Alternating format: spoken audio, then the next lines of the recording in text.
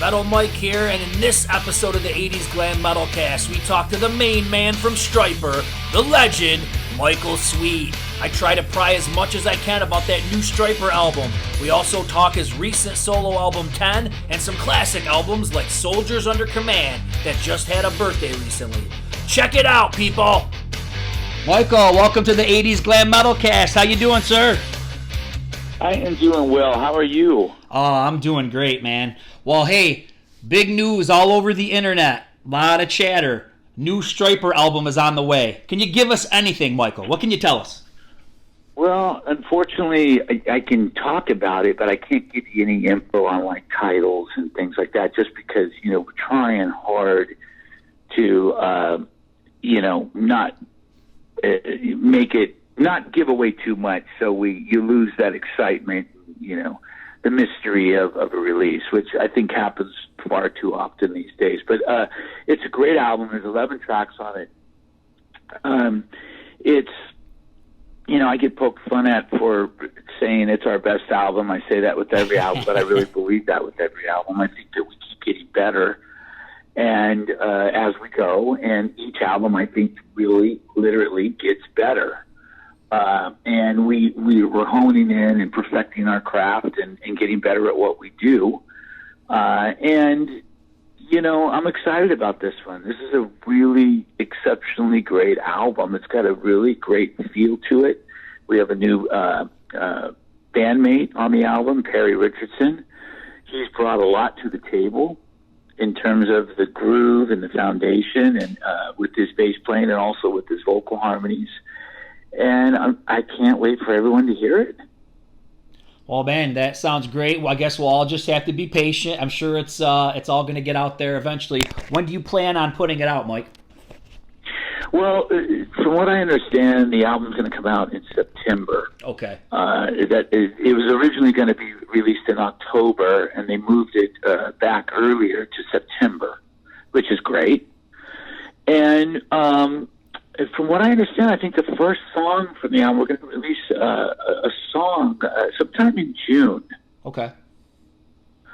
And then, we're going to, believe it or not, we're planning on doing a music video, unless something happens that we don't know of or that's out of our control, we're not aware of. We're planning on doing a music video, and, it's going to be really cool, man. I can't wait for people to hear it and see the reaction. It's a great one. It's going to be fun to get out and play these songs live when we can and are able to do that. Awesome. Well, some of the listeners out there, they may have been living under a rock and not know this, but you put out a killer solo album last year called 10. What do you want to tell everybody about that one? Well, because it's a solo album, it doesn't get the attention, that a Stryper album gets.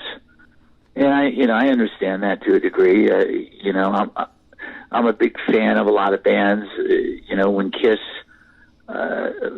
released their albums back in the day as a band, obviously there was more excitement around that versus all their individual solo albums, or that goes for any band.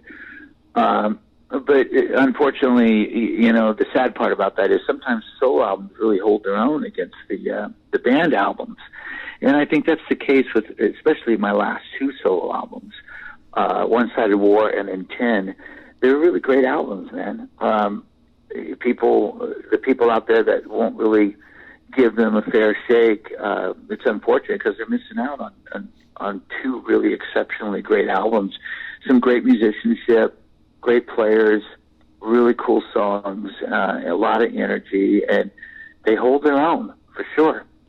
Yeah, man, I've been loving it. I really like that you brought in some different, heavier stylings, but then I still hear that vintage Michael Sweet, Stryper vibe on there as well. Yeah. I mean, and I have a little different vibe. There's a lot of similarities to the Stryper thing when I do my solo albums, because I always try to explain that without sounding like a douchebag. But the reason for that is because I write most of the stuff for Stryper. And I have from the very beginning, from the Yellow and Black Attack on, every single album, and also produced the albums, the Stryper albums. So, there's gonna be some similarities when I go and do a solo album, unless I were to do something completely different, like a jazz album or a polka album or something like that. Then it might sound completely different. But if I'm doing rock/metal, there's got to be similarities. Yeah, definitely. Like, so are there things that you feel like, especially with that solo album, that you couldn't have done in Stryper? Are there elements that you just feel wouldn't fit? Not really. I mean, I always try to branch out a little bit when I do solo stuff. I do feel a little more free to experiment a little bit more. So, like with Stryper, I always feel a little bit more of that feeling of I have to stick to the pattern, because the fans expect this and they expect that, and we kind of need to stay true to that form. With the solo stuff, I feel a little bit more freedom to experiment a little bit more. On the last two solo albums, though, I really stayed a little bit more on path. I didn't venture too far away from one particular style. Solo albums of the past, like Truth, for example, kind of all over the map musically. You've got like a symphonic, orchestrated piece, and then you've got a song like Save Me that's just Metallica metal. With the last two, I didn't do that. Everything's just straight up hard rock metal, high energy. And, it was really cool bringing in different musicians. I brought in different guitar players to bring something new to the table with each song. That was really fun. And I really tried to step it up a notch. The musicianship on the last two solo albums is just ridiculous.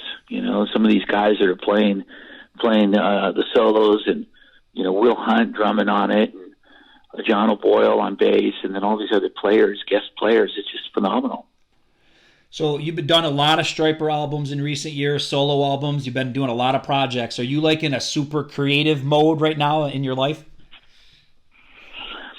I am. I have been. I feel like I have been my whole life. I mean, I when I was really young, I started writing songs. They didn't make a lot of sense. They weren't necessarily the best of songs, but I started writing when I was really young. Rocking back and forth in a chair, making up lyrics, and then once I started learning how to play guitar at the age of 5, I started writing my own songs at that age. And I've been writing ever since. I mean, there's always a song in my head and in my heart. I don't think that's ever going to go away. It's just how I'm built. I have been a little more creative the past 10 years, on a mission to just do as much as I can. I've got a lot of opportunities that come my way, and I like to accept and take those opportunities. But yet I don't want to take on so much that I oversaturate everything and limit myself as an artist and just become repetitive and going through the motions. I always want there to be some sort of passion and fire underlining the album that I'm doing. So yesterday, big anniversary, Soldiers Under Command, and I think you said that it was your favorite classic Stryper album. What are some of your thoughts looking back on that one?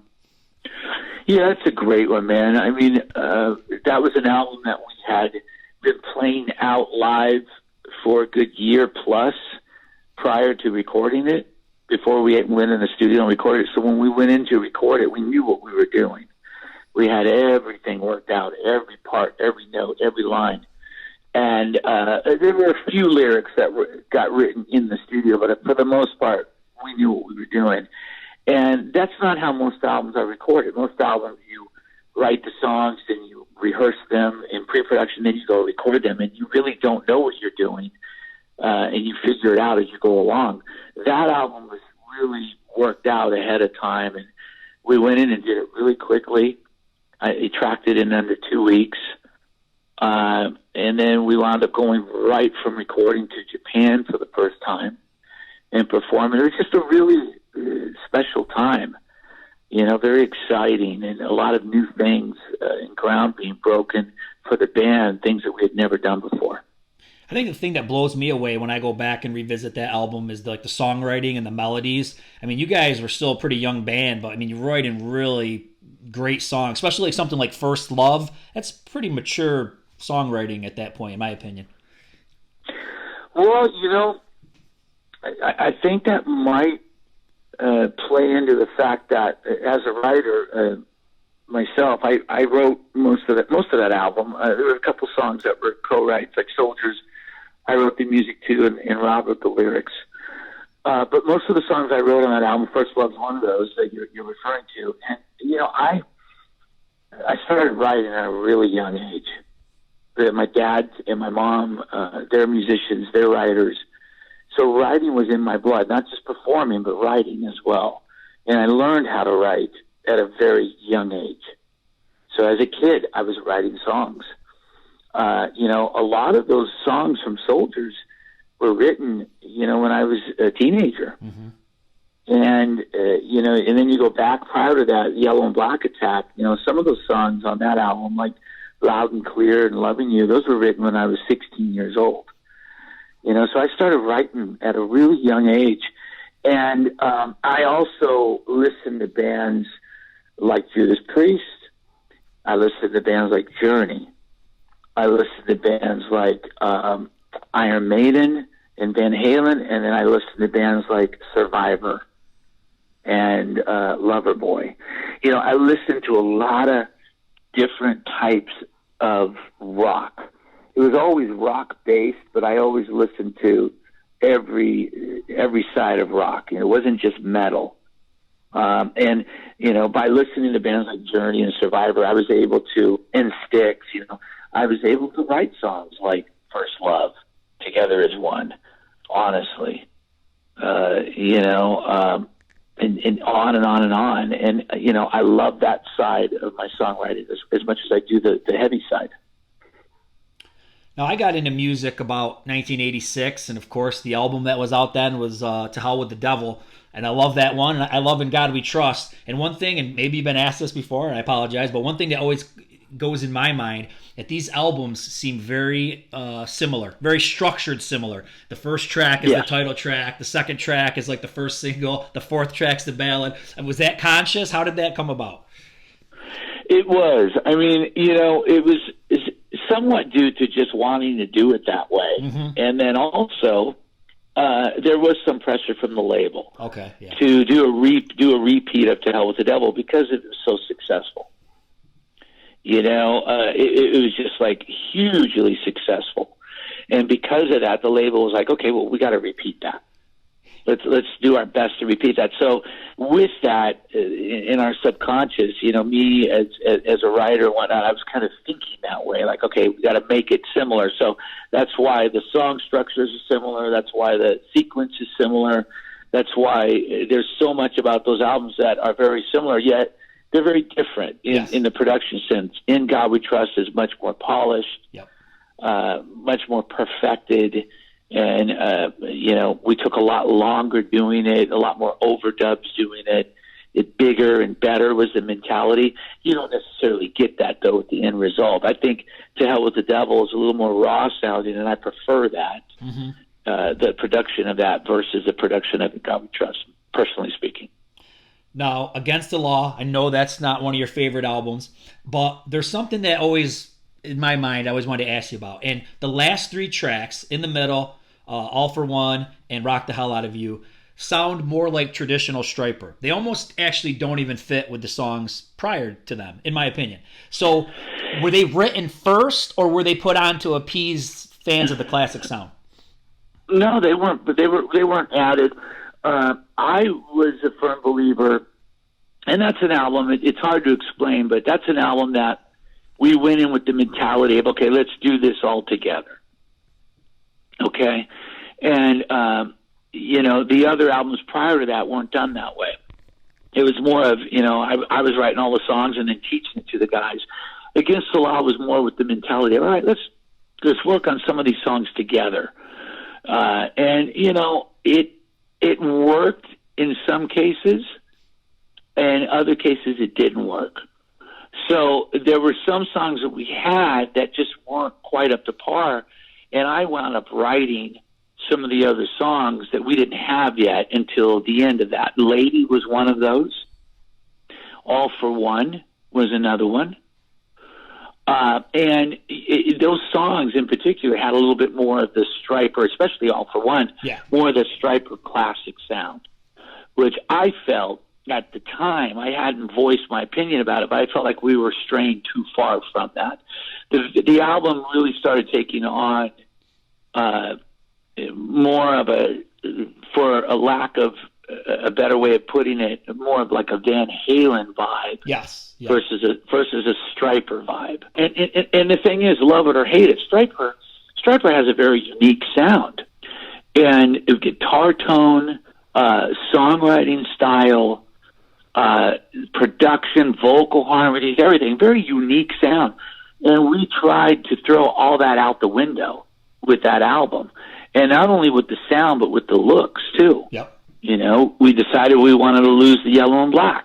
And we decided we wanted to grow some beard stubble, and we wanted to scowl a little bit more and not be the Stryper that we were.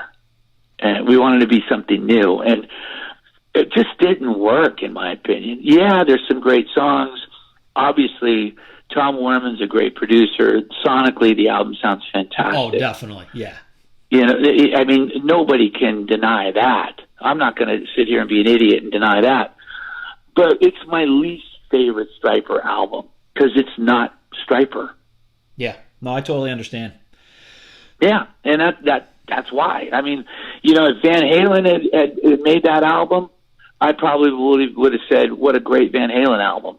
Yeah, yep. But we're not Van Halen, you know, and we're Stryper, and that's why that album annoys me so much. It's like, what were we thinking? Why did we let that happen? It's one of my biggest regrets. If I could go back in time, I would have said, no, let's write more songs like All for One. Yeah. And like Two Bodies, One Mind, One Soul, and like Lady, and get further away from songs like You're Not That Kind of Guy, which, by the way, was originally called Not Yo Huggy Guy, which I thought was the stupidest title I ever heard in my life, so it got changed to Not That Kind of Guy. You know, we're not Van Halen. Well, you know what, though? For fans, those little nuggets kind of, you know, make it interesting, somebody's catalog. It's like Kiss the Elder, Kiss Dynasty. I mean, these are albums that people are like, it's not really Kiss, but the fans eat it up. It's something that they can enjoy that's a little different, I guess. Absolutely. No doubt about it. And, you know, I personally think that album, if Tom Werman hadn't produced it, and really Eddie DeLana, Eddie was the engineer that made it sound so amazing. And if we had just used another producer that wasn't as good and it didn't sonically sound as good, I think that most fans would agree that that's our album that is that's the least up to par album. If the sonic quality wasn't as good as it is. That's my opinion. Time, you know, we'll never know that because we can't go back in a time machine to find that out. And I will go as far as to say that some of our new albums, if they were released back then, during that 80's period, it would have outsold even To Hell with the Devil. Yeah, it could. One thing I just want to bring up, this will be the last point, is I remember an old magazine cover. I want to say it was Heaven versus Hell, and it was your brother with the swords, and it was Blackie Lawless. And if somebody would have told you back in the 80's that Blackie would become a born-again Christian, would you have believed that at that point? Sure. Yeah.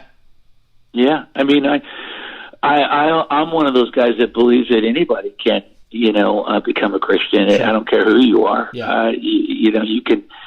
You can be the worst person on the planet Earth and still have a change of heart and commit your life to Christ. So yeah, absolutely. I still would have been surprised by it, but I would have totally believed it, Yeah, so now you guys are on the same side, you know what I mean? So it wouldn't be versus each other now, so that's great.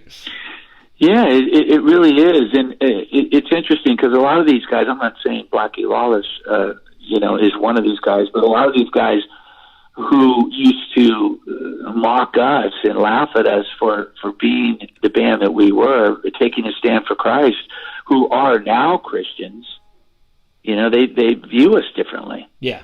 Because they get it now. It's like, okay, we understand.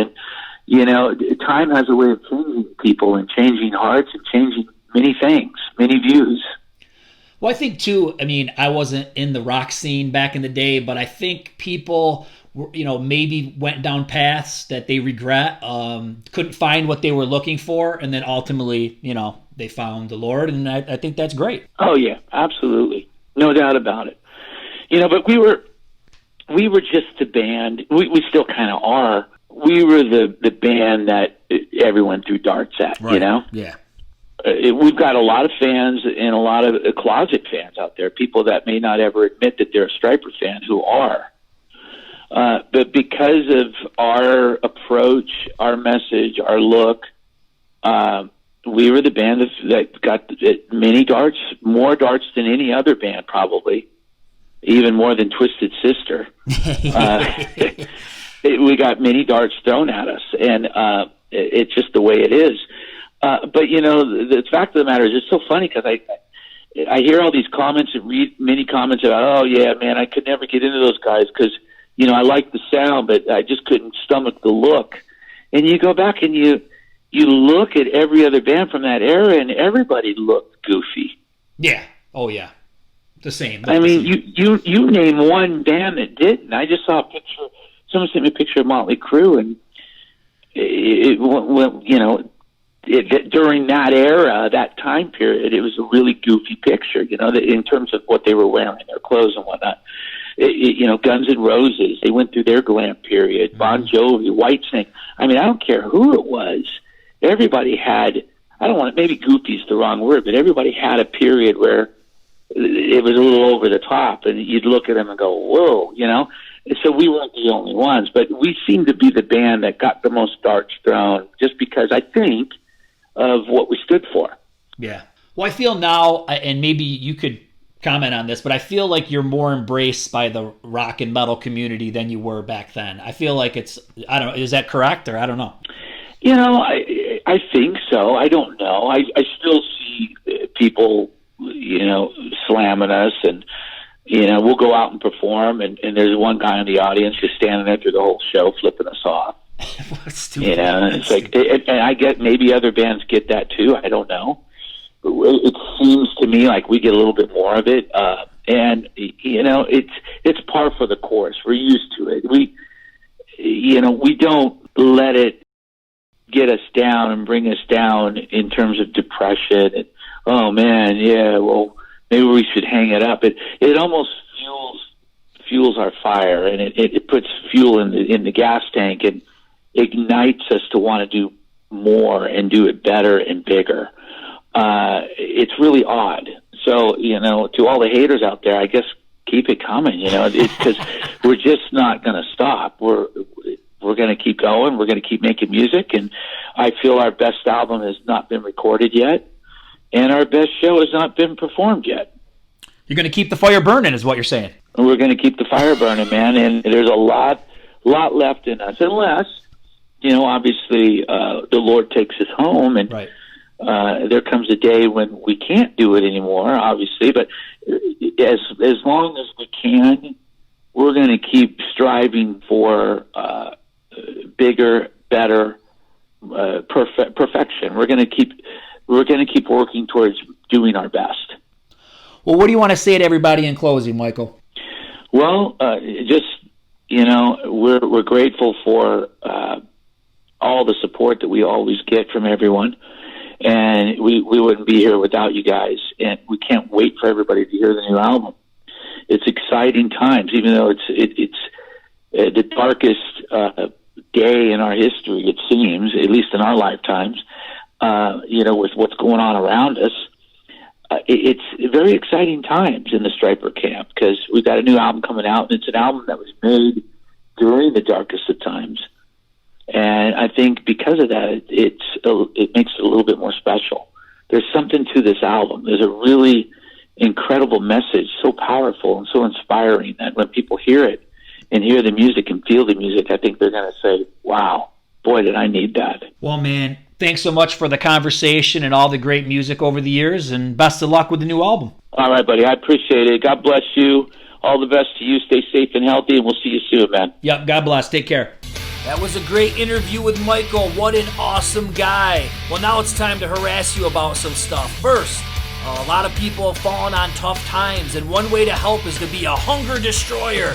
Give to your local food bank or donate to Feeding America online. And on a less important note, become a subscriber. Click the button. Lots of super cool interviews on the way. Rock on!